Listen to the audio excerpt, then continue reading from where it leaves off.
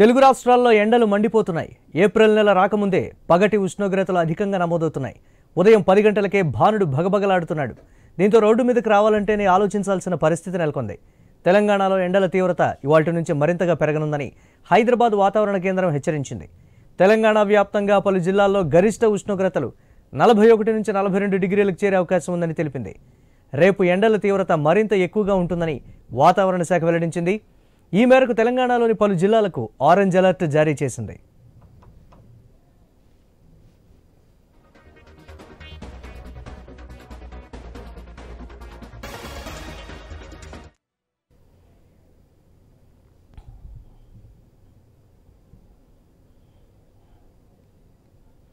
తెలంగాణలో ఎండల తీవ్రత ఒక్కసారిగా పెరిగింది. వడగాలుల ప్రభావంతో ప్రజలు అల్లాడిపోతున్నారు. తెలంగాణలోని 15 జిల్లాలకు హైదరాబాద్లోని వాతావరణ శాఖ అధికారులు ఆరెంజ్ అలర్ట్ జారీ చేశారు. తెలంగాణలో ఇప్పటికే గరిష్టంగా 41 డిగ్రీల ఉష్ణోగ్రతలు దాటిపోతున్నాయి. ఉత్తర తెలంగాణలోని పలు జిల్లాల్లో 45 డిగ్రీల వరకు టెంపరేచర్స్ నమోదయ్యే అవకాశం ఉంది. ఇక దీనిపై మరిన్ని అప్డేట్స్ ఆదిలాబాద్ కరెస్పాండెంట్ శ్రీనివాస్ మరిన్ని అప్డేట్స్ అందిస్తారు. అక్కడ అధికారులు ఏం చెప్తున్నారు శ్రీనివాస్?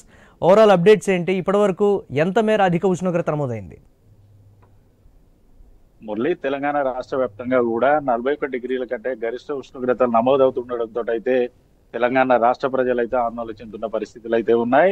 దాదాపుగా ఫిబ్రవరి చివరి మాసం నుంచి కూడా గరిష్ట ఉష్ణోగ్రతలు నమోదవుతుండగా ఇటు మార్చి నెలాఖరులోనే 41 డిగ్రీల గరిష్ట ఉష్ణోగ్రతలు నమోదవడంతో అయితే జనాలైతే బెంబేలెత్తుతున్న పరిస్థితులు అయితే ఉన్నాయి. ఉదయం 8 గంటలకే ఇటు సూర్యుడు తన ప్రతాపాన్ని చూపెట్టడంతో బయటికి రావాలంటే కూడా జనాలైతే భయపడుతున్న పరిస్థితులు అయితే ఉన్నాయి. ఉదయం 8 గంటల నుంచి సాయంత్రం 6 గంటల వరకు కూడా ఎవరికో బయటికి రాని సందర్భాలు అయితే తెలంగాణ రాష్ట్ర వ్యాప్తంగా ఉన్నాయి. దాదాపుగా ఏదైతే నిన్న ఉమ్మడి ఆదిలాబాద్ జిల్లా వ్యాప్తంగా కూడా 41 డిగ్రీల మేర గరిష్ట ఉష్ణోగ్రతలు నమోదవడంతో అయితే ఉమ్మడి ఆదిలాబాద్ జిల్లా ప్రజలైతే ఆందోళన చెందుతున్న సందర్భాలు అయితే ఉన్నాయి. దాదాపుగా ప్రతి ఏడాది కూడా ఇటు ఏప్రిల్ చివరి మాసంలో లేదా మే మాసంలో 41 నుంచి 44 డిగ్రీల మేర గరిష్ట ఉష్ణోగ్రతలు నమోదవుతా ఉంటాయి. అయితే ఈ ఏడాది ఇటు వాతావరణ మార్పులతోటి మార్చి నెలాఖరులోనే 41 డిగ్రీల పైగా గరిష్ట ఉష్ణోగ్రతలు నమోదవుతుండడంతో అయితే ఆందోళన అయితే వ్యక్తమవుతుంది. ఇప్పటికే ఉమ్మడి ఆదిలాబాద్ జిల్లా వ్యాప్తంగా ఉన్నటువంటి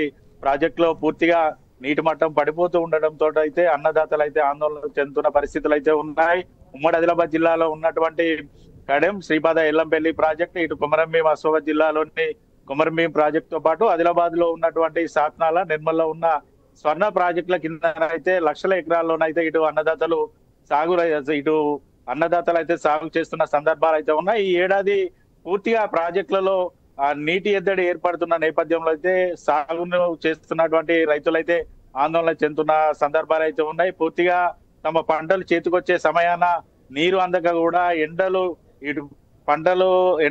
ఎక్కువ మొత్తంలో ఉండడంతో అయితే పంటలు ఎండిపోతున్న సందర్భాలు అయితే ఉమ్మడి జిల్లా వ్యాప్తంగా ఉన్నాయి. గత వారం రోజుల క్రితం కురిసినటువంటి అకాల వర్షంతో కొంతమేర ఇటు ఇబ్బందులు పడ్డప్పటికీ కూడా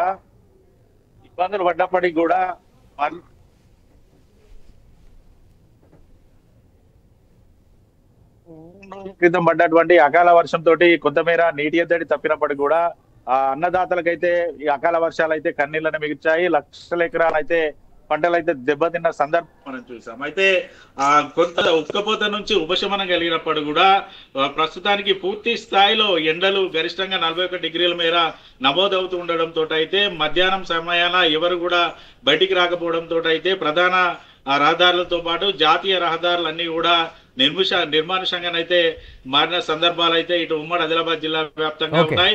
ఉమ్మడి ఆదిలాబాద్ జిల్లాలోని మంచిర్యాల, కొమరంభీం జిల్లాలో ఇటు సింగరేణి గన్నులతో పాటు ఓపెన్ కాస్ట్ గన్నులు కూడా విస్తరించి ఉన్నాయి. దీనితోటి సింగరేణి ప్రాంతాలు అయితే కోల్బెల్ట్ ప్రాంతం పూర్తి స్థాయిలోనైతే నిప్పుల కొలిమినైతే తలపిస్తుంది.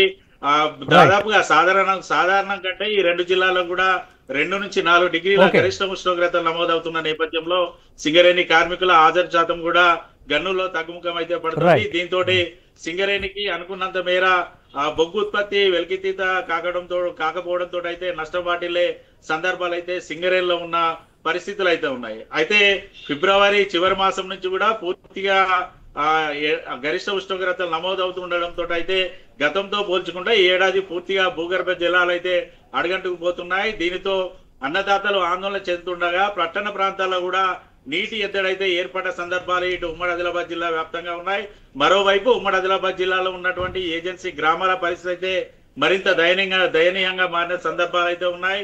ఏజెన్సీ గ్రామాల్లో పూర్తి స్థాయిలో నీటి ఎద్దడి ఏర్పడంతో బిందెడి నీళ్ల కోసం కూడా ఇటు ఆదివాసీ గ్రామాల ప్రజలు 10 కిలోమీటర్లు కూడా ప్రయాణం చేసి నీటి సేకరణ చేయాల్సిన సందర్భాలు అయితే ఉమ్మడి ఆదిలాబాద్ జిల్లాలో ఉన్నాయి. దాదాపుగా ఇటు చెల్మెల్ నుంచి కానీ పంట చేలలో ఉన్నటువంటి బావుల నుంచి నీటి సేకరణ చేసుకుంటూ ఆ నీటినే తాగుతున్న పరిస్థితులు అయితే ఆదివాసీ గ్రామాల్లో ఉన్నాయి.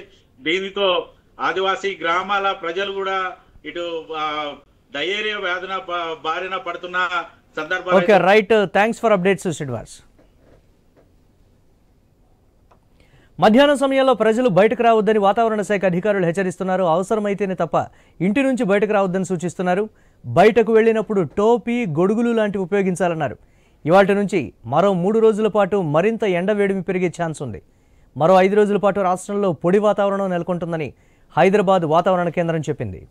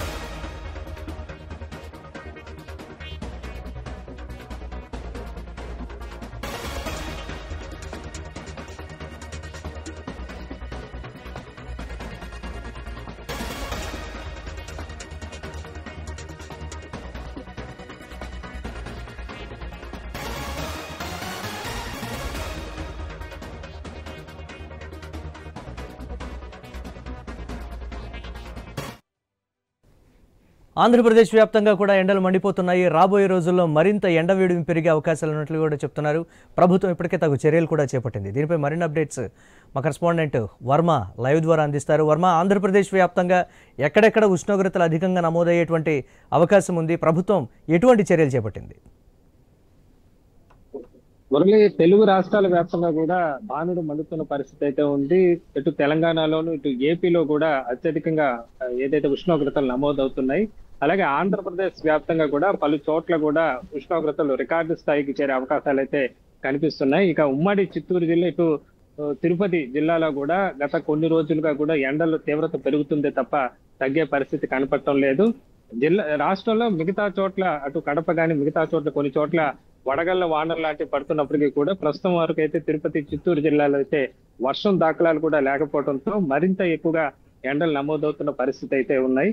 అత్యధిక ఏదైతే ఉష్ణోగ్రతలు నమోదైనట్టుగా కూడా ఇప్పటికే ప్రభుత్వం గుర్తించింది. ముఖ్యంగా తిరుపతి జిల్లాలో చూస్తే మొట్టమొదటిగా వెంకటగిరి జిల్లాలో 42.1 డిగ్రీల సెంటీగ్రేడ్ అత్యధికంగా నమోదు కాగా, నగరిలో 41.1 డిగ్రీల సెంటీగ్రేడ్ నమోదైనట్టుగా కూడా అధికారులు గుర్తించడం కూడా జరిగింది. దీంతో ప్రజలు బయటకు వెళ్ళేటప్పుడు జాగ్రత్త చర్యలు తీసుకోవాలని చెప్పి కూడా కోరుతున్న పరిస్థితి అయితే ఉంది. ప్రస్తుతానికి తిరుపతిలో కూడా ఈ రోజుకి 38 డిగ్రీల సెంటీగ్రేడ్ నమోదవుతోంది. తిరుపతిలో కూడా, తిరుమలలో కూడా దాదాపు 35 డిగ్రీల సెంటీగ్రేడ్ అయితే ఉష్ణోగ్రతలు నమోదవుతున్న పరిస్థితి అయితే ఉందని చెప్పొచ్చు. దీంతో వడదెబ్బ తగలకుండా కూడా జాగ్రత్తలు తీసుకోవాలని చెప్పి ప్రభుత్వం సూచిస్తున్న పరిస్థితి అయితే ఉంది. దాని తగ్గట్టుగా కూడా ఏర్పాట్లు చేసినట్టుగా కూడా చెప్తున్నారు. ఇక ఉదయం దాదాపు 11 గంటలైతే కూడా బయట తిరిగేదాన్ని కూడా ప్రజలు ఇబ్బంది పడుతున్న పరిస్థితి అయితే ఉంది. రోడ్లు కూడా నిర్మానుష్యంగా మారుతున్న పరిస్థితి అయితే ఉంది. ఈ ప్రభావం అటు తిరుమలకు వెళ్లే యాత్రికుల పైన కూడా పడిందని చెప్పొచ్చు. ముఖ్యంగా కాలినడకన వెళ్లే భక్తులు కూడా ఎండ తీవ్రతకు ఇబ్బంది గురవుతున్న పరిస్థితి అయితే ఉంది. తిరుమల మాడ వీధుల్లో కూడా భక్తులకు ఇబ్బంది లేకుండా కూడా అక్కడ చలువుకు సంబంధించి సున్నం వేయటం, పందిళ్లు వేయటం లాంటి ఏర్పాట్లు చేస్తున్నారు. ఎప్పటికప్పుడు భక్తులకు మంచినీటి వసతి కూడా ఇబ్బంది లేకుండా కూడా టీటీడీ యంత్రాంగం చర్యలు చేపట్టిన పరిస్థితి అయితే ఉంది. రాష్ట్ర వ్యాప్తంగా ఇదే పరిస్థితి కొనసాగుండటంతో దానికి తగ్గట్టుగా ఆరోగ్యపరమైన సూచనలు పాటించాలని కూడా ప్రభుత్వం చెప్తున్న పరిస్థితి అయితే ఉంది. Murali, right, thanks for